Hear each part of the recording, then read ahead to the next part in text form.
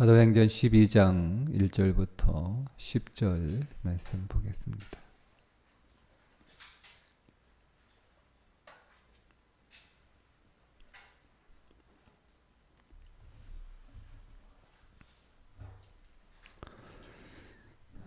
함께 읽겠습니다. 그때에 헤로드 왕이 손을 들어 교회 중에서 몇 사람을 해하려 하여 요한의 형제 야고보를 칼로 죽이니 유대인들이 이 일을 기뻐하는 것을 보고 베드로도 잡으려 할새 때는 무교절 기간이라. 잡음에 오게 가두어 군인 내식인 내 패에게 맡겨 지키고 6월절 후에 백성 앞에 끌어내고자 하더라. 이에 베드로는 옥에 갇혔고 교회는 그를 위하여 간절히 하나님께 기도하더라. 헤롯이 잡아내려고 하는 그 전날 밤에 베드로가 두 군인 틈에서 두 쇠사슬에 매여 누워 자는데 파수꾼들이 문 밖에서 옥을 지키더니 호련히 주의 사자가 나타나매 옥중에 광채가 빛나며 또 베드로의 옆구리를 쳐 깨워 이르되 급히 일어나라 하니 쇠사슬이 그 손에서 벗어지더라. 천사가 이르되 띠를 띠고 신을 신으라 하거늘 베드로가 그대로 하니 천사가 또 이르되 겉옷을 입고 따라오라 한데 베드로가 나와서 따라갈새 천사가 하는 것이 생시인 줄 알지 못하고 환상을 보는가 하니라. 이에 첫째와 둘째 파수를 지나 시내로 통한 쇠문에 이르니 문이 저절로 열리는지라. 나와서 한 거리를 지나매 천사가 곧 떠나니라. 아멘. 자, 오늘 말씀은 헤로드 왕에 의해 사도 가운데 첫 번째 순교자인 야고보가 죽임을 당하게 되고 그것을 유대인들이 기뻐하자 베드로를 옥에 잡아 가두고 또 그 베드로가 또 하나님이 보낸 천사에 의해서 추록하게 되는 내용인데 오늘 말씀은 베드로가 자신이 죽을 것을 알면서도 어떻게 감옥에서 편히 천사가 옆구리를 발로 찰 정도로 골아 떨어 줄 수 있었을까를 통해 초대교회 믿음의 본질은 무엇이었는지를 함께 나누어 보도록 하겠습니다. 먼저 헤롯이 누구인지를 좀 설명을 드리면 본문 1절에 나오는 헤롯 왕은 예수님 태어날 때 유아 사례를 지시했던 헤롯 대왕의 손자입니다. 정확한 이름은 헤롯 아그리파 1세입니다. 헤롯 아그리파 1세는 로마에서 자랐는데 방탕아로 자랐습니다. 그렇게 로마에서 교육을 받고 방탕아로 살다가 당시 로마 황제였던 디베료 황제에게 말실수를 합니다. 그래서 죽을 때까지 로마에서 죄수로 지내게 되죠. 디베료 황제가 죽고 그 뒤를 이어 칼리귤라가 로마의 황제가 되자 아그리파는 팔레스타인 북동부 지역의 영토를 할당받아서 분봉왕이 됩니다. 그리고 칼리귤라가 살해된 후에 글라우디오 황제에게 총애를 받게 되는데 글라우디오 황제가 유대와 사마리아 영토까지 헤롯 아그리파에게 통치할 수 있도록 권한을 주게 되죠. 그래서 그의 할아버지 헤롯 대왕이 다스렸던 그 영토와 비슷한 크기의 지역을 다스릴 수 있게 됩니다. 그런데 왜 이 헤롯 아그리파가 교회 지도자들을 살해하려고 했을까?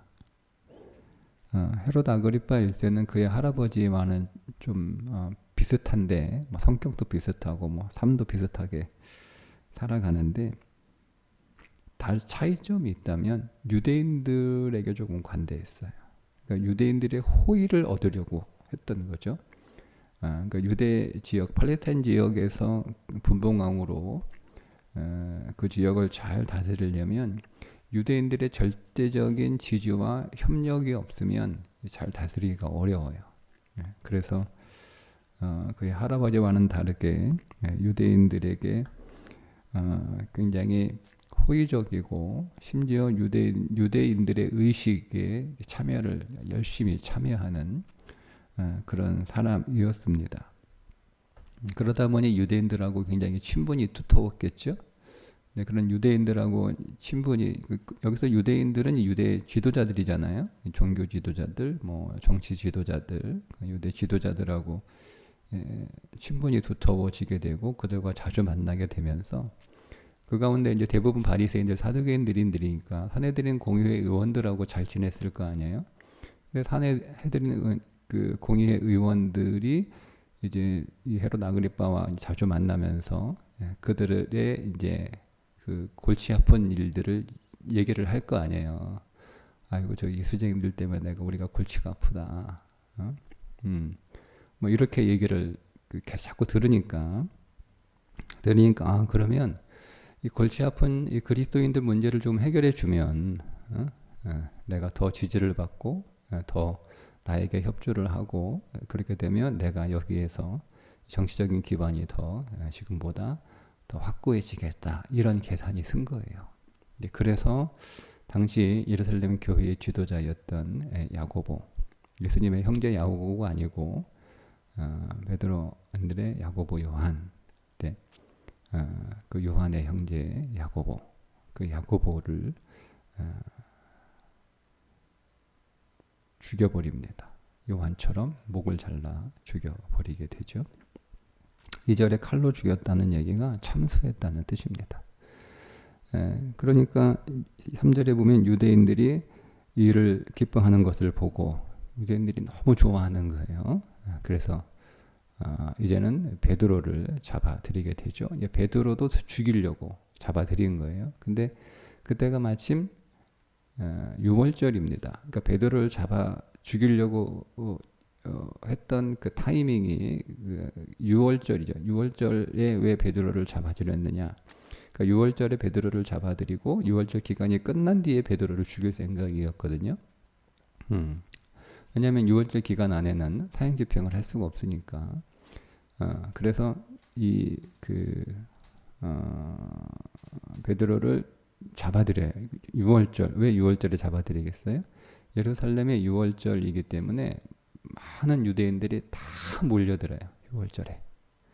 그러니까 그 모든 유대인들이 예수쟁이들 때문에 골치가 아프니까 그들이 이제 그때는 뭐 뉴스가 있는 것도 아니고 그러잖아요. 그러니까 예루살렘에서 있었던 일들이 쫙 전 팔레스타인으로 퍼지기는 좀 시간이 걸리는데 마침 사람들이 다 예루살렘에 모여들었으니까 그 소문이 금방 퍼질 거 아니에요. 아그리빠가 예수쟁이들 우두머리 야고보 죽였대. 베드로도 잡아들였대. 곧 죽일 거래. 이제 그런 정치적인 계산을 한 거죠. 그래서 이제 6월절에 베드로를 잡아들이게 됩니다. 무교절 기간이어서 이제 끝나면 베드로를 이제 죽일 생각을 하고 있었던 거죠. 그 베드로를 이제 지하 깊은 감옥에 가두어 버립니다. 4절에 보면 6월절 후에 백성 앞에 끌어내고자 하더라. 끌어낸다는 말은 끌어올린다는 뜻이거든요. 그러니까 저 밑에 지하에 있었으니까 끌어올린다는 표현을 썼겠죠. 그러니까 그만큼 이 베드로가 한번 풀려난 전적이 있잖아요.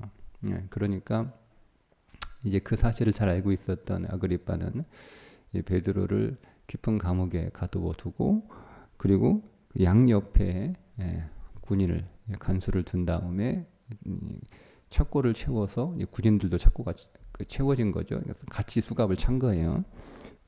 그리고 또 그 밖에 2명의 사람들이 베드로를 파수하고 있습니다. 이 정도로 뭐 절대 탈옥이 불가능한 그런 아주 삼엄한 감시로 베드로를 지키고 있었는데 이제 베드로가 6절에 보면 헤롯이 잡아내려고 하는 그 전날 밤에 베드로가 2 군인 틈에서 사슬에 매여 누워 자고 있습니다.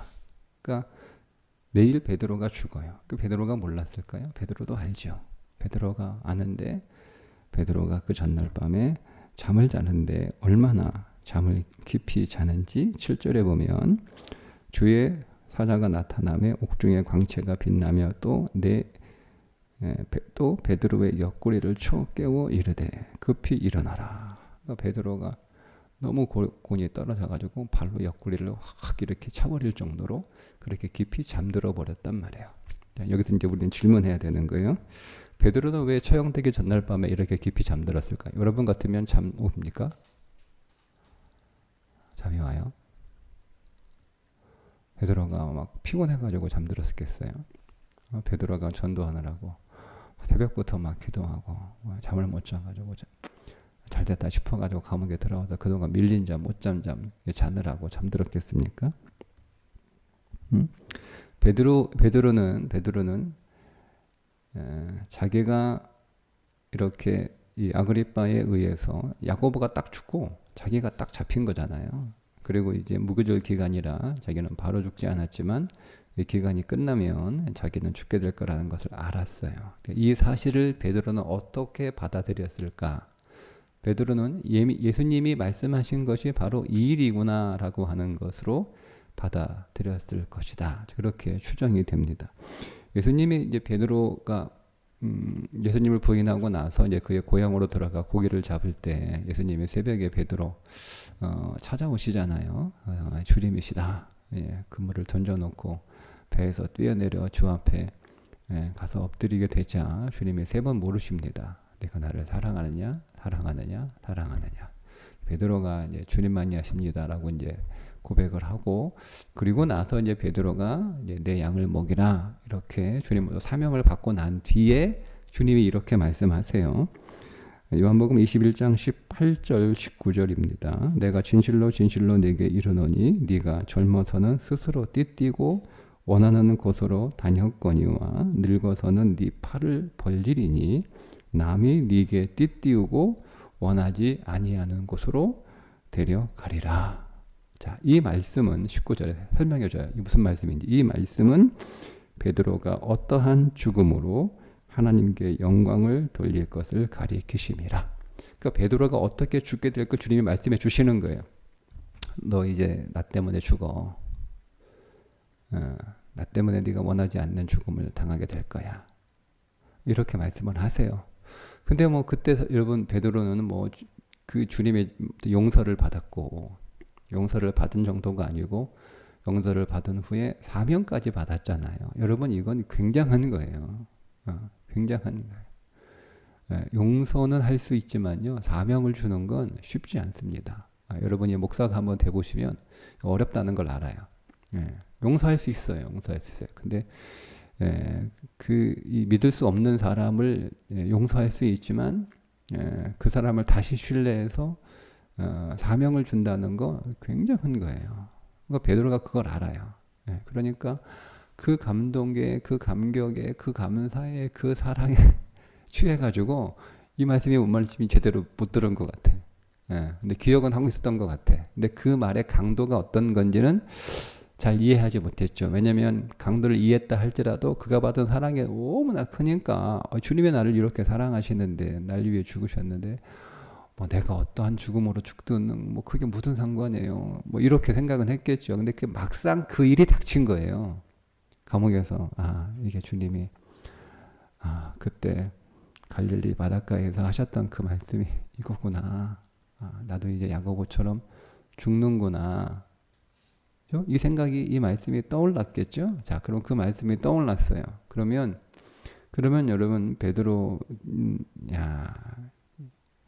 이제 그 말씀이 얼마나 엄청난 말씀인지를 이제는 생각만 하기 딱 닥치니까 우리가 어떤 고난이 우리가 예상이 되고 생각이 되지만 그게 막상 닥칠 때와 그것을 생각할 때는 좀 다르잖아요. 근데 그게 막상 닥치면 여러분 그걸 뭐 미리 내가 알고 있었던 일이라 할지라도 막상 그 일이 닥치면 정말 이 괴롭고 힘들고 잠도 못 자고 막 그랬을 텐데 베드로가 이것을 받아들였다는 겁니다. 자, 그러면 베드로가 이것을 왜 받아들였는가, 어떻게 받아들일 수 있었던가 하는 거예요.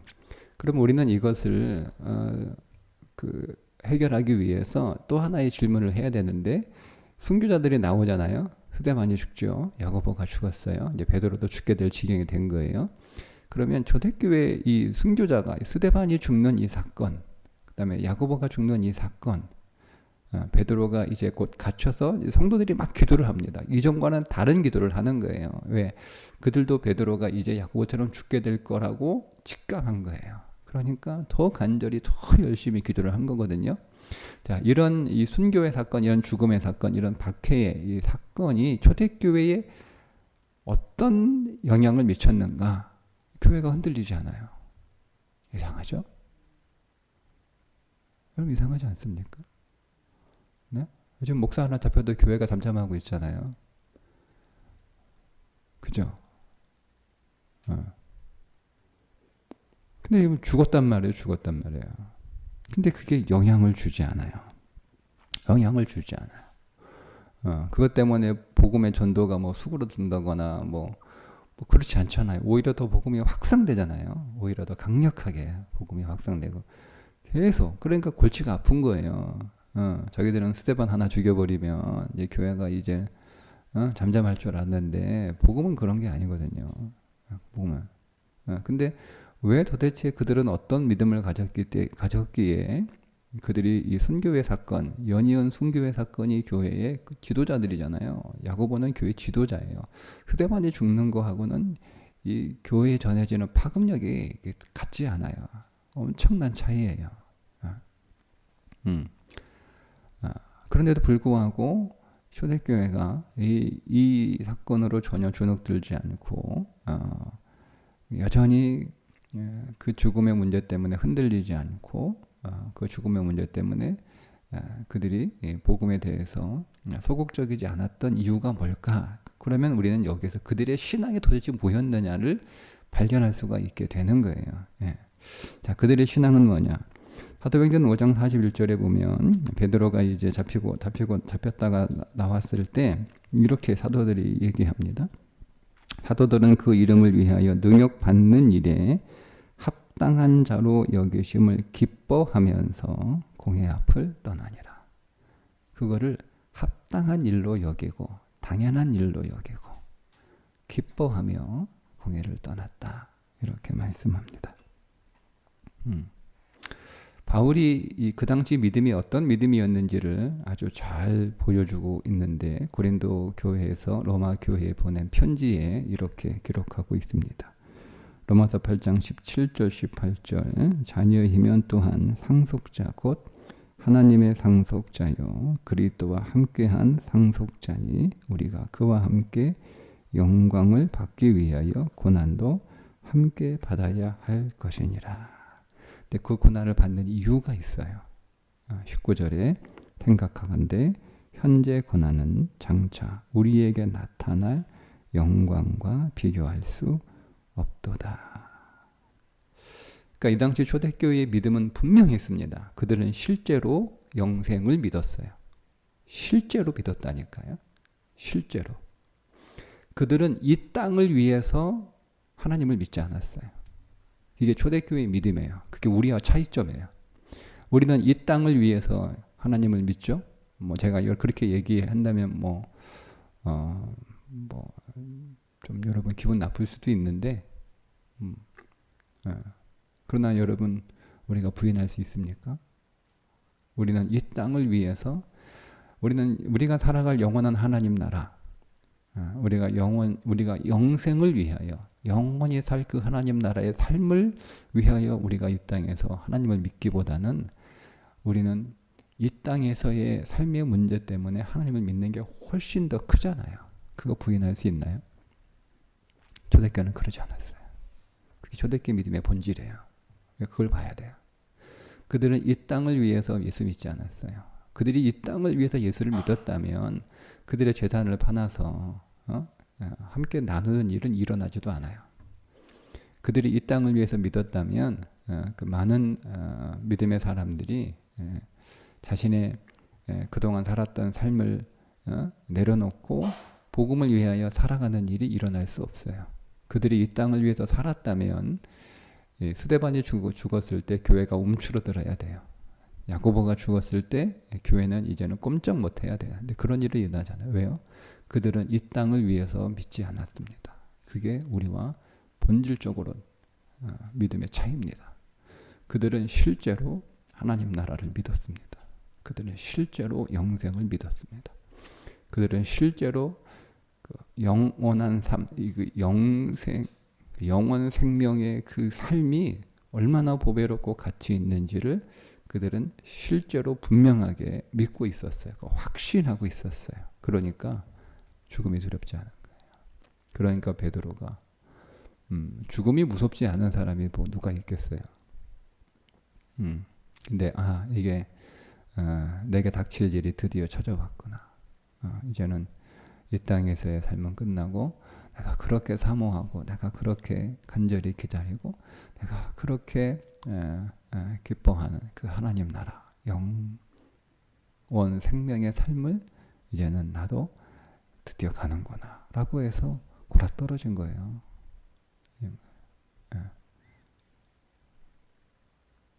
그게 초대교회의 믿음이었습니다. 초대교회 교인들은 하나님 앞에서 받을 상을 실제로 믿었어요. 실제로.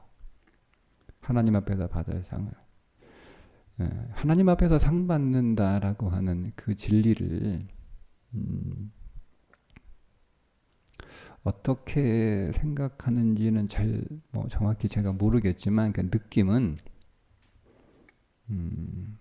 옛날 이야기하는 것처럼 들릴 수도 있겠다. 우리 교인들이. 우리 옛날에 그런 설교 많이 들었잖아요. 그죠? 옛날에 가난했을 때 목회자들 많이 배우지 않았을 때 그러니까 우리 안에 하나님 나라에서 하나님 앞에 상급받는 그 삶을 그냥 오래된 이야기 어떻게 표현해야 되나요? 그렇게 들릴 수도 있겠다 하는 생각을. 근데 여러분 이게 믿음의 본질이에요. 하나님 나라를 살아가는 건 믿음의 본질이에요. 하나님 앞에서 상 받는 거 믿음의 본질이에요. 하나님 앞에서 상 받는 것이 여러분 우리에게 얼마나 성경에서 얼마나 중요한 믿음의 본질인지를 우리가 잘 알지 못해요. 하나님이 오늘 우리에게 상 주시려고 예수님 죽으신 거거든요. 하나님이 우리에게 상 주시려고 우리와 화목하신 거예요. 네. 여러분 우리가 이 땅에서 잘 먹고 잘 살기 위해서 이 땅에서 삶을 위해 주님이 오늘 우리를 위해 죽으신 게 아니에요. 그럴 거라면 여러분 이 땅에 저물면 그분이 여러분 십자가에 죽으실 이유는 없죠. 그분이 그렇게 가치 없는 분은 아니에요. 아니 이 땅에서 우리가 100년 살아봐야 얼마나 대단한 삶이라고 그 예수님이 우리를 위해 목숨을 내놓습니까? 그런 가치가 아니에요. 그 정도의 수준이 아니에요. 그러니까 우리는 그분이 왜 죽으셨는지, 하나님이 왜 아들을 나를 위하여 내놓으셨는지, 나를 왜 구원하셨는지, 이거는 우리가 정말 말씀 안에서 정말 묵상하면서 여러분 그 하나님의 마음, 그 성경의 진리를 정확하게 여러분 발견하시고 그게 여러분의 믿음의 실체가 돼야 돼요. 우리는 이 땅을 위해서 믿는 게 아니에요.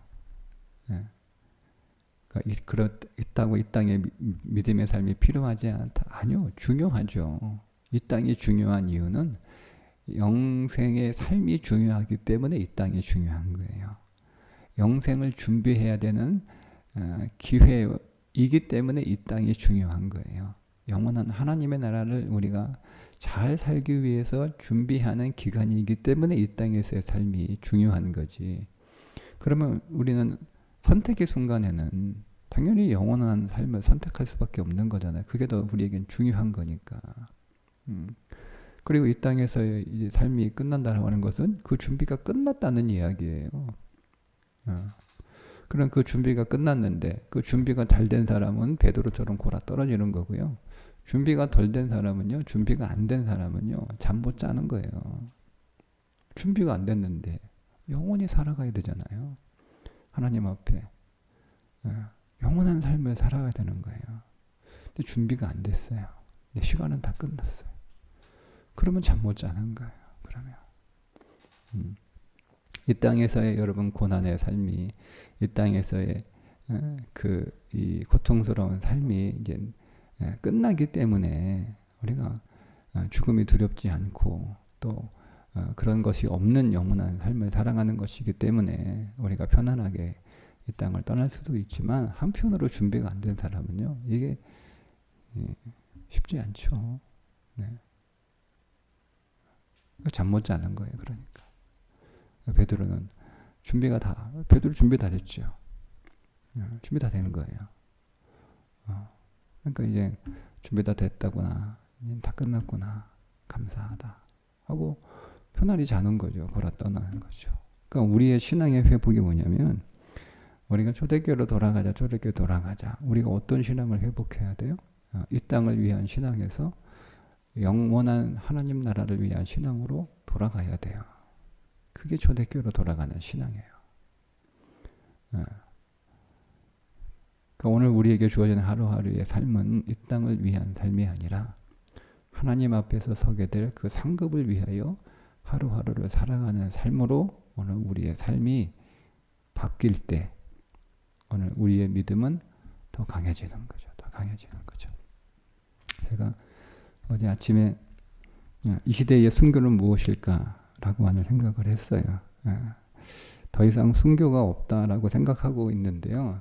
생각해 보니 사실은 계속 우리에게는 순교의 순간이 찾아오는 거예요. 여러분, 한 방에 죽는 거, 그러니까 이 야고보처럼 한 방에 죽는 거, 스데반처럼 한 방에 죽는 거는요, 순교하기 쉬워요. 근데 서서히 순교의 순간들이 찾아오는 거는요, 순교하기 어려워요. 그게 무슨 뜻이냐면, 우리는 매 순간 말씀에 순종하는 삶을 살아야 되는 그 순간들이 계속 찾아와요. 계속 찾아와요.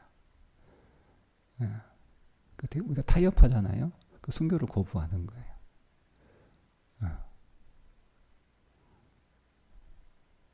근데 한 방에 딱 이렇게 누가 내 목에 칼들이 대고 총들이 대고 너 예수 부인하면 죽여버릴 거야. 여러분, 이건 그냥 한 방 총 맞으면 끝나요. 한 방 칼 맞으면 끝나는 거잖아요. 그거 뭐고 겁나게 뭐 있어요. 두렵긴 하지만. 그죠? 근데 이게 계속 약하게 믿음에 순종하는 사람들이 계속 오늘 말씀에 순종하는 사람이 계속 우리에게 요구 들어와요. 근데 우리는 거기서 계속 타협하잖아요. 양보하잖아요. 말씀대로 살지 않잖아요.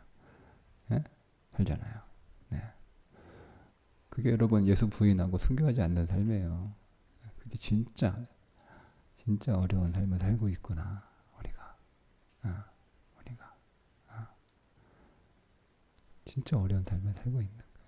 그러니 여러분, 우리가 진리 안에서 우리의 삶을, 우리의 현실을 잘 보셔야 돼요. 잘 보셔야 돼요. 우리가 이 땅을 위해서 예수님 믿으면 우리는 계속 모든 순교의 순간에 우리는 계속 예수를 부인하는, 우리의 믿음을 부인하는 삶으로 살아가게 되는 거죠. 그 신앙이 없는 거예요. 어제 그런 대화가 있어요. 종교인보다 못한 신자가 있다는 얘기를 했어요. 종교인보다 못한. 종교인들은, 제가 종교인 자꾸 얘기하는데요. 종교인들은 그래도 기본적인 건 해요. 종교인들은.